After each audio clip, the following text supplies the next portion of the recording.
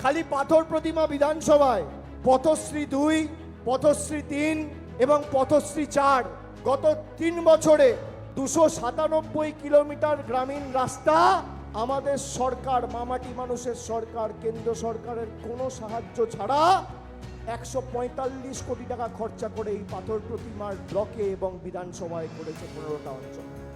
আমাদের সরকার বাংলা আবাস যোজনায় শুধু গত 2 বছরে 2024 আর 2025 এই 2 বছরে 16,843 জনকে মাথার উপর পাকা ছাদের ব্যবস্থা করে দিয়েছে আমাদের মামাটি মানুষের সরকার। গত 2 বছরের পরিসংখ্যান। পাথর প্রতিমার যে 15টা অঞ্চল রয়েছে এই বিধানসভার অন্তর্গত 93,000 মহিলাদের শুধু পাথর প্রতিমার বিধানসভার অন্তর্গত লক্ষ্মীর ভান্ডার দেওয়া হচ্ছে প্রতি মাসে। আমাদের সরকার দিয়েছে। এই আমার রিপোর্ট কার্ড।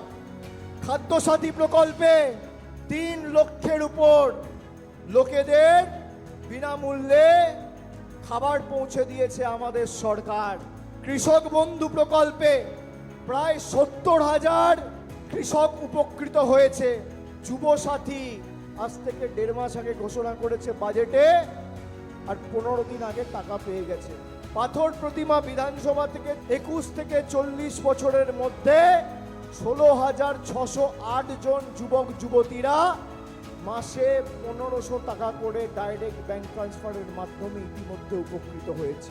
স্বাস্থ্যসাথী প্রকল্পে 97,954 জন উপকৃত হয়েছে।